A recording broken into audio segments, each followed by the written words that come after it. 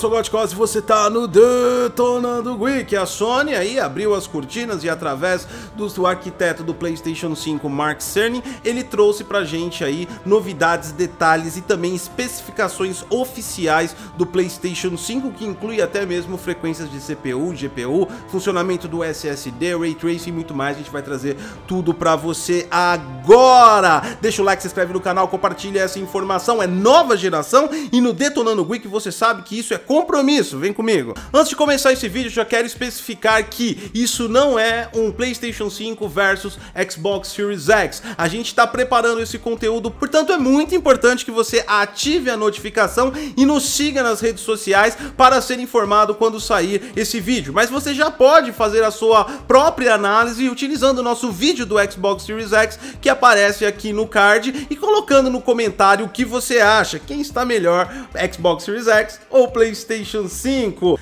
Vamos começar com o processador. A Sony colocou no PlayStation 5 um processador Zen 2 de 8 núcleos que atinge até 3.5 GHz de frequência. Quando eu digo até, é porque ele trabalha com frequência variável. Eu vou explicar isso mais pra frente. Ele também já vem ativo com SMT, ou seja, o SMT é o multithreading, duas funções para cada núcleo, 8 núcleos, 16 threads. Essa informação já havia sido confirmada pela Sony, mas foi reforçada e agora adicionada o número de clock. Então bora para GPU. Então agora a gente tem como GPU RDNA2 da AMD, com 36 unidades computacionais, um clock efetivo de 2.23 GHz, trabalhando numa potência máxima de 10.28 teraflops. Também foi informado e reafirmado o uso de Ray Tracing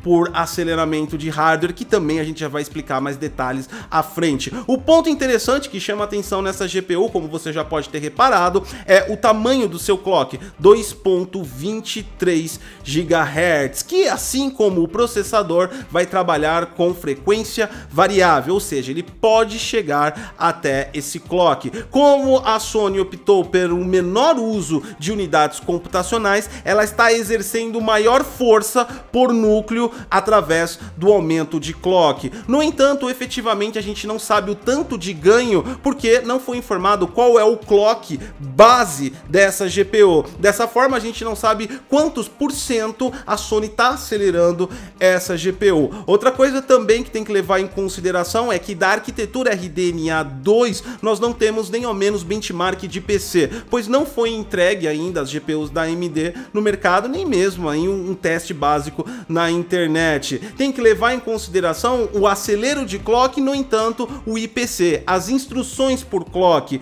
Muitas vezes, nem sempre acelerar o clock quer dizer que você vai conseguir extrair mais de um processador de uma GPU. Tem que ver qual é a capacidade de instruções, e isso é algo diretamente ligado a RDNA2. Isso não foi informado também na apresentação, então fica como um ponto de atenção para que você aí fique ligado. Continuando falando da frequência, agora envolve CPU e GPU a frequência variável, ou seja, ela atinge até limites máximos de 3.5 do CPU e 2.23 da GPU, mas ela pode diminuir a frequência de acordo com o jogo e de acordo com o estado. Basicamente a Sony customizou e fez uma repaginada do serviço da AMD chamado Boost Precision, que ele trabalha com 3 alicerces de variáveis. Ele aumenta o clock baseado na temperatura e na energia que você tem disponível, e ele aumenta o clock só se for preciso, se a carga de trabalho for entregue. Conforme explicado por Mark Cerny, realmente não pode se levar em consideração a parte de temperatura. É uma variável que em console seria muito ruim, porque cada país, região do mundo tem a sua temperatura ambiente de acordo com as estações do ano. Logo, se o trabalho fosse feito interinamente pelos equipamentos e componentes, cada PlayStation 5 em cada jogo ia apresentar resultados completamente diferentes, pois o clock nunca ia estar efetivo. Dessa forma, a solução da Sony é baseada em impulsionar a performance utilizando utilizando a carga como ponto de alicerce para subir ou não o clock. Se a carga, dessa forma representando aqui o jogo, exigir maior performance, ela vai aumentar o clock, mantendo um teto máximo de energia. Como a carga é o jogo e uma cópia do jogo serve para milhões de consoles, todos os jogos que trabalham naquela carga vão ser a mesma coisa em todos os consoles. Não foi dado detalhes sobre a temperatura e nem como a Sony vai refrigerar esse console. Mark Cerny disse que mais pra frente os engenheiros vão mostrar aí o equipamento e como funciona o sistema de cooling no console. Mas aqui nós temos outro ponto de atenção. Por quê? Porque primeiro que joga na mão dos desenvolvedores o controle de frequência para não ultrapassar a temperatura. Outra coisa também que é um ponto de atenção nisso é que pode aumentar a temperatura conforme o jogo também aumenta a carga. Dessa forma, em um país mais quente, a temperatura vai ficar mais quente. E a gente só pode especificar se tudo isso vai funcionar belamente quando eles apresentarem o sistema de refrigeração, que deve ser bem efetivo para segurar esse clock de 2.23 GHz da GPU. De modo resumindo, o PlayStation 5 em CPU e GPU vai trabalhar com modo Boost. Até agora a gente tem bastante personalização e agora nós não temos tantas personalizações assim. GDDR6 veio com 16 GB de memória, um tamanho excelente, trabalhando com um bus de 256 bits e uma taxa de transferência de 448 GB por segundo. A gente não viu nenhuma modificação customizada e também não foi informado. Basicamente, a gente pode subentender que a Sony está trabalhando com a memória GDDR6 de modo clássico, então ela deve estar utilizando 8 módulos de 2 GB cada um, mas isso ainda pode ser mudado aí lá pra frente quando eles revelarem internamente o console. Agora vamos falar um pouquinho do SSD. Esse sim é um ponto de destaque do console e onde a gente pode perceber claramente que houve um foco maior na customização por parte da equipe técnica. Ele é um SSD com capacidade interna de 825 GB de armazenamento, isso mesmo, é 825, ele não chega a 1 TB. Ele tem uma capacidade de largura de banda de 5.5 GB por segundo até 9 GB por segundo. Ele é baseado numa solução NVMe conectada a um PCI Express de 4.0. Fora isso, a Sony personalizou tudo. São memórias NAND Flash da Sony personalizada, trabalhando com interface de I/O, conectadas diretamente a um controlador com 2 processadores que farão, além da entrega e recebimento dos dados, também farão a função de descompactador de arquivos, tirando o peso da CPU. Eles também são conectados diretamente ao DMA, facilitando o acesso dos dados do disco para a memória, tendo mais velocidade de entrega a cada execução, não necessitando que ele trabalhe com um cache na memória GDDR6. Quanto a um cache no próprio SSD, a Sony não deu maiores informações se vai trabalhar com esse sistema. No entanto, aparentemente não, pois o Mark Cerny afirmou que o único foco é trazer velocidade ao SSD, e esses 2 processadores próximos do DMA da memória, que fazem a descompactação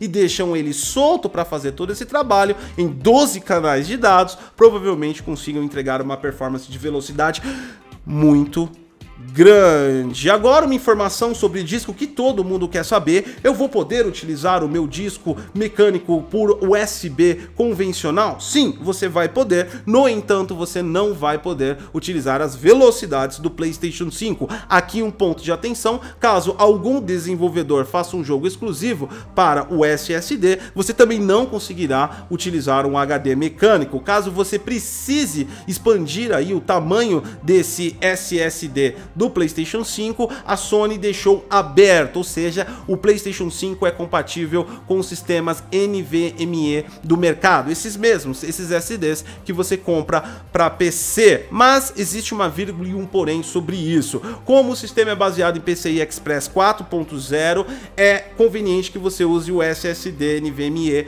4.0, que é bem escasso no mercado ainda e o seu preço é muito alto. Você poderia utilizar um SSD NVMe 3.0, mas de velocidades altas, provavelmente acima de 5.000 de leitura. Por quê? Porque ele não utilizará o controlador do NVMe. Quando você conectar no PlayStation 5, ele utilizará o controlador e o sistema de memória personalizado SSD do PlayStation 5. Dessa forma, ele precisa entregar grande velocidade. Outro ponto também de dificuldade do uso de SSD externo de vários fabricantes é quanto ao tamanho, porque não existe um padrão em relação à altura. Muitos SSDs do mercado NVMe vêm com dissipadores, alguns mesmos vêm com fãs para o calor. Outra coisa também é como vai dissipar o calor desse componente externo. Provavelmente existirá uma lista de SSDs NVMe's compatíveis com o PlayStation 5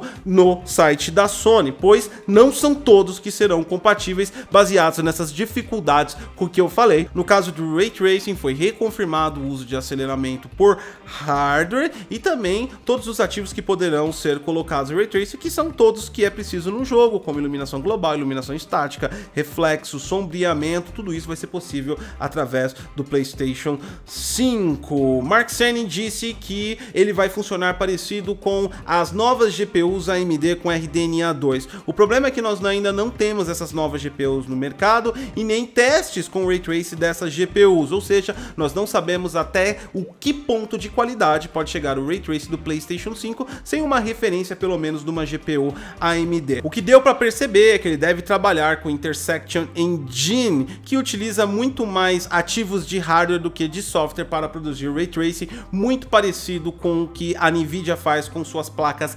RTX. Um ponto de atenção dessa técnica é que no geral ela consome bastante performance e é capaz de diminuir significantemente o FPS. No caso da Nvidia, ela contorna esse problema com a sua tecnologia de Deep Learning DLSS. A Sony não anunciou até o momento qualquer tecnologia de Machine Learning ou de Deep Learning para auxílio no processo de desenvolvimento dos jogos, mas ela deve anunciar, pois isso é uma tendência da nova geração, então fica para um futuro anúncio. Também foi anunciado grandes, enormes melhorias ao áudio, dedicados ao áudio, um controlador de áudio dedicado com tecnologia Tempest Engine da AMD, que vão utilizar núcleos da GPU AMD para proporcionar e processar o som, dando mais precisão de som a cada movimento e também tornando o áudio muito mais imersivo. Dessa forma você deve ter aí áudio de jogos com uma precisão muito boa no PlayStation 5. Outra coisa interessante também, que essa é uma notícia que todos gostam, é a parte da retrocompatibilidade. A Sony anunciou que iniciará com 100 jogos mais jogados do PlayStation 4. Portanto, a retrocompatibilidade do PlayStation 5 não é total, pelo menos no início. É claro, é óbvio, é lógico que conforme a carruagem vai andando, eles vão acrescentando mais jogos. Deve ficar muito parecida com o que aconteceu na retrocompatibilidade do Xbox 360 para o Xbox One. Se você quiser saber quais são esses 100 jogos mais jogados do PlayStation 4 que a Sony vai disponibilizar, acompanhe a Sony e acompanhe também o Detonando Geek aqui nas nossas redes sociais para que você saiba em primeira mão dessas notícias. Por enquanto é só tudo isso que temos para falar do PlayStation 5. Ainda faltou bastante coisa de como ela vai utilizar, principalmente na parte de API gráfica. Todo mundo sabe que a Sony, ela utiliza APIs proprietárias baseadas em OpenGL, Vulkan, até DirectX 11. Como se modificou essas APIs? Como elas vão trabalhar com essas novas tecnologias? Quais os níveis de Machine Learning que a Sony vai colocar à disposição do público? Como é que funciona o sistema de refrigeração? E a pergunta do que não se cala, como é a carinha do PlayStation 5? Tudo isso você vai ver aqui no canal, conforme for anunciando. Deixa o seu like, se inscreve no canal, compartilha essa informação. Eu sou o Godcos e até a próxima!